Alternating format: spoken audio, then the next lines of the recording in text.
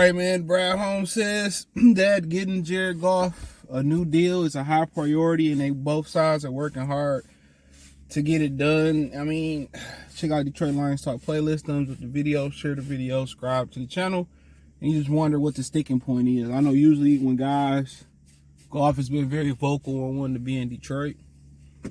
All right, that don't really mean nothing because publicly somebody could be saying one thing, and privately they could be saying another thing, and then the actions could be saying another thing.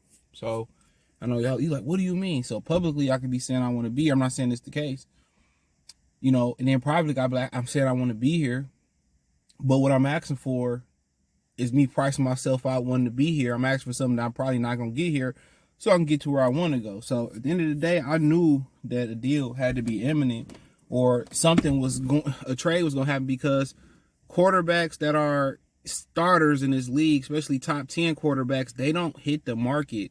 They don't hit, my bad. No, they really don't hit the market, or rarely don't. But they don't play on 1 year left. The last year they deal. That rarely happens. That rarely happens. With Kirk Cousins in Washington, that was coming off a rookie deal. But that rarely happens that you see that happen. So it had to be something work. You see Amon Ross saying let's get a deal done with Jared and pay Jared Goff. Me personally, it's hard to find a good quarterback.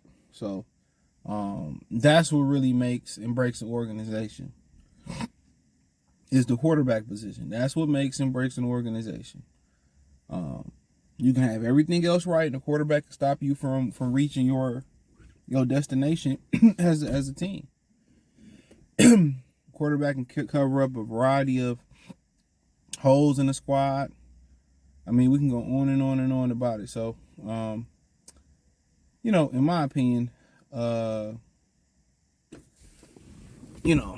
sometimes you think you can do better, and it's hard. And you think you move on, you could do better. The Patriots with Tom Brady. Then you go on and think you can do better. Then you go find out that you can't do better. Or it's harder to do better. It's harder to upgrade. And, I think he handpicked Goff. He didn't inherit Jared Goff. Now, had this been Matthew Stafford, people just seem to want to put their own touch on things, especially when you start talking about quarterbacks, head coaches, unless you walk into a situation with a Brady, a Manning, whatever. A lot of people want to, put their own touch on the organization. So he picked Jared Goff. He traded for Jared Goff. And then what don't help the matters out, as far as, giving the Lions leverage, is that you drafted Hendon Hooker, who was injured. So you don't really know. Had Hendon Hooker came in healthy and he was doing good in preseason. He was doing good on the, in the practices, getting the reps where he can get them in. Then maybe they'd be looking to transition. But Goff played really, really well last year. Did they lose the NFC Championship game because of him? In a way, yes. Everybody gave him a pass, but I didn't. I seen the throw he missed before the half that should have been 6 to Jahmyr Gibbs. I mean, the first throw to Josh Reynolds, he threw it in the dirt. Nobody talking about that 4th and 2, and he threw it in the dirt. I mean, also I put a lot of onus on Ben Johnson, calling that run to St. Brown on 3rd and short. If I'm gonna hand that motherfucker off on 3rd and short, I'm gonna give it to Montgomery. At least give it to Gibbs or Craig Reynolds. You know what I'm saying? So it was a lot of people's fault. But that 4th and 2, where he shuffled it, where he had to move his feet, and every time he moved his feet, it's gonna be a bad ball and it's going in the dirt. Josh Reynolds 6'3". Maybe if Khalif Raymond, he catch that ball. But you talking about a 6'3" dude going to his ankles? That's one thing Goff got to work on, is his ability to slide and pick up his feet and throw an accurate ball. I don't know if he need to tap dance, take ballet, go down to the MGM Grand or something like that and take some ballroom lessons. But he needs to get better at, when the defense make him pick his feet up, being better accurately, resetting his feet or throwing on the run. Really, that's really primarily what he should be working on. I don't know if it's, strengthening his lower body. Is it trying to, do some boxing, do some MMA, or whatever situation may be, ballet. But that was on him. That 4th and 2, that wasn't because Josh Reynolds dropped that ball. He got to catch the ball. Do you see where that ball was thrown at? And you know how tall that guy is? And the second one he dropped, yeah, that was some bull job. Hitting right on the numbers. But that fourth and second, that was more about bad ball being thrown. It was some bad coaching. Right before the half, I believe he missed Jahmyr Gibbs. I could be wrong. He missed Jahmyr Gibbs on the Texas route, wide open, missed him in the end zone. So if you was going to go for it on 4th and 2 and not trust your kicker in the second half, why not just go for it on 4th and down inside the 5 right before the half? If you're going to take the points there, take the points there. You know, but then again, he could have missed the kick and we could have been saying, oh, he should have went for it. That's what you battled for. But yeah, but he played well overall. You know, people to exonerate him for, you know, not being as fly, absolutely it was. He missed some critical throws. If they can blame Josh Allen for one throw he missed in that game versus Kansas City, I forget who it was to. Shakir, he missed him in the end zone.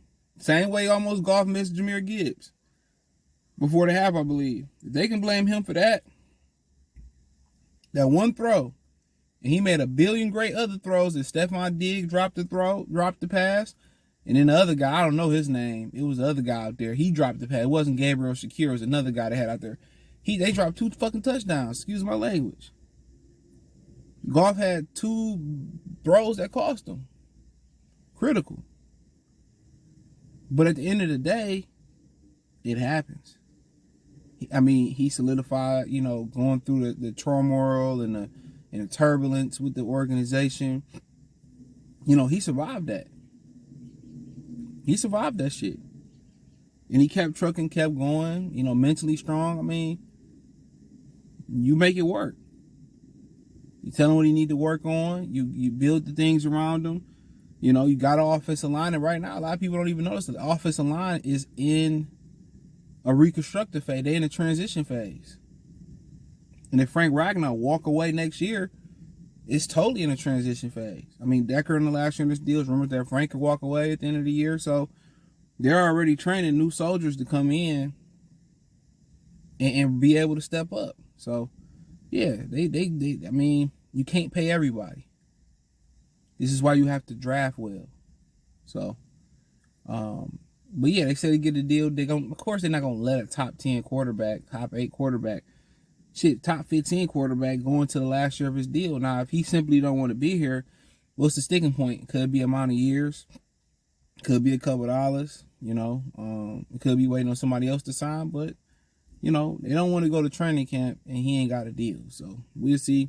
Check out Detroit Lions Talk playlist. Thumbs up the video, share the video, subscribe to the channel.